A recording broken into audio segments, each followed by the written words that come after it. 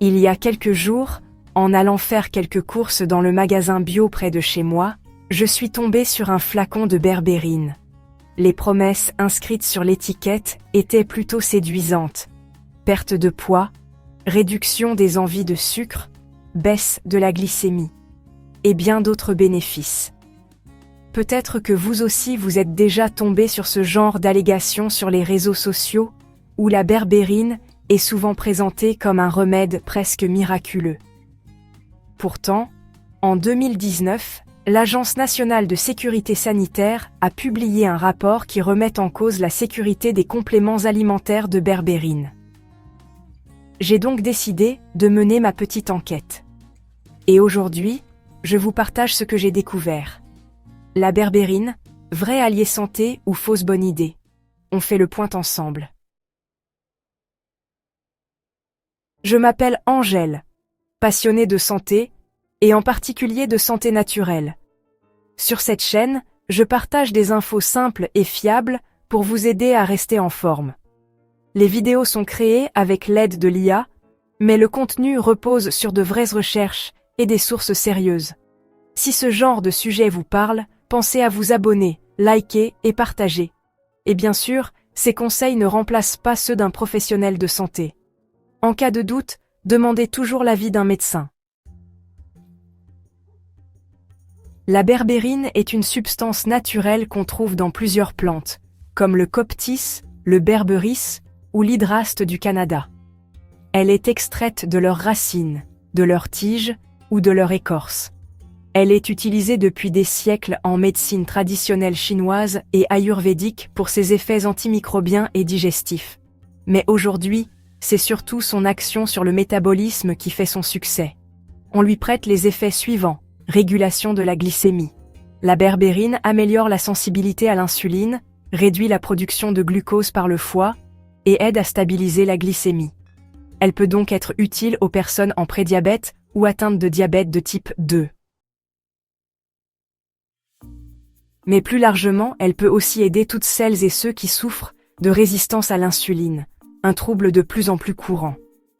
C'est le cas, par exemple, de nombreuses femmes atteintes du syndrome des ovaires polykystiques, mais aussi de personnes en surpoids, avec de la graisse abdominale, une fatigue chronique ou des envies fréquentes de sucre. Autrement dit, des profils bien plus nombreux qu'on ne le pense. Réduction du cholestérol et des triglycérides. Des études ont montré qu'elle peut faire baisser le LDL, souvent appelé mauvais cholestérol, et les triglycérides, tout en augmentant légèrement le HDL. Résultat: un bilan lipidique amélioré et une réduction des facteurs de risque cardiovasculaire. Perte de poids et gestion de l'appétit. La berbérine active une enzyme appelée AMPK, souvent surnommée l'interrupteur du métabolisme. Cela favorise une meilleure combustion des graisses, une réduction du stockage et une diminution de l'appétit, sans effet stimulant. Amélioration de la composition corporelle chez les sportifs. La berbérine intéresse aussi certains pratiquants de musculation ou de fitness, car elle optimise la sensibilité à l'insuline, ce qui favorise une meilleure captation du glucose par les cellules musculaires, et non par les graisses. En activant la MPK, elle peut aider à utiliser les graisses comme carburant pendant les périodes de sèche. Elle est parfois utilisée en complément autour des repas riches en glucides pour mieux diriger les nutriments vers les muscles. Bref, ce n'est pas un booster, mais un modulateur métabolique potentiellement intéressant dans un contexte d'entraînement intelligent et de recomposition corporelle. Effet anti-inflammatoire et antimicrobien. La berbérine agit également sur la flore intestinale avec des propriétés antibactériennes, antifongiques et anti-inflammatoires modérées. Peut-être vous demandez-vous si ces effets sont attestés par la science. Eh bien la réponse est oui, en tout cas en partie. Ainsi, il existe une méta-analyse qui a montré que la berbérine peut réduire significativement la glycémie à jeun et l'hémoglobine glyquée, avec une efficacité comparable à celle de certains médicaments antidiabétiques courants. Une autre étude atteste les effets positifs de la berbérine sur la sensibilité à l'insuline et sur les profils hormonaux des femmes atteintes de SOPK, contribuant ainsi à une meilleure ovulation et à des taux de grossesse accrus. La berbérine est facilement accessible en magasin bio, en pharmacie ou sur des sites qui vendent des compléments naturels.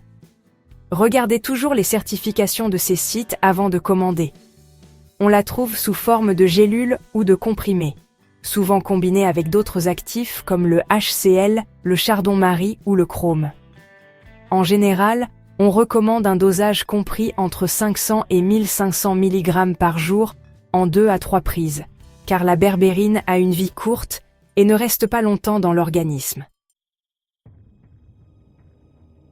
Peut-être que vous vous dites « Ok, c'est génial, tous les feux sont au vert, il me faut de la berbérine. » Eh bien, si c'est le cas, je me dois de tempérer un peu vos ardeurs. Même si elle est naturelle, la berbérine n'est pas sans risque. En effet, il y a plusieurs effets secondaires possibles à surveiller, tels que les troubles digestifs, ballonnements, diarrhée, crampes abdominales, la fatigue ou les maux de tête chez certaines personnes sensibles, la diminution trop forte de la glycémie, surtout si la berbérine est prise avec d'autres antidiabétiques. Il y a également plusieurs catégories de médicaments qui peuvent interagir avec la berbérine. Les médicaments pour le diabète, il y a alors un risque d'hypoglycémie. Les anticoagulants, il y a un risque de saignement accru. Les antibiotiques, les traitements pour le foie, les immunosuppresseurs, etc. Les conséquences de ces interactions peuvent être très graves. C'est pour cette raison que la berbérine est généralement déconseillée aux personnes sous traitement médical. En France, l'Agence nationale de sécurité sanitaire a émis des réserves sur les compléments à base de berbérine. Malgré les quelques études citées auparavant, l'agence souligne l'absence de données toxicologiques suffisantes pour garantir une utilisation sans danger chez le grand public. Elle explique que la berbérine n'est pas un simple complément alimentaire. Elle agit en réalité comme un véritable médicament, particulièrement à des doses supérieures à 400 mg. Dans certains pays, son usage en complément est d'ailleurs limité ou encadré strictement. Alors, la berbérine, remède miracle ou poison? La réponse dépend surtout de votre état de santé, de votre objectif et de votre manière de l'utiliser.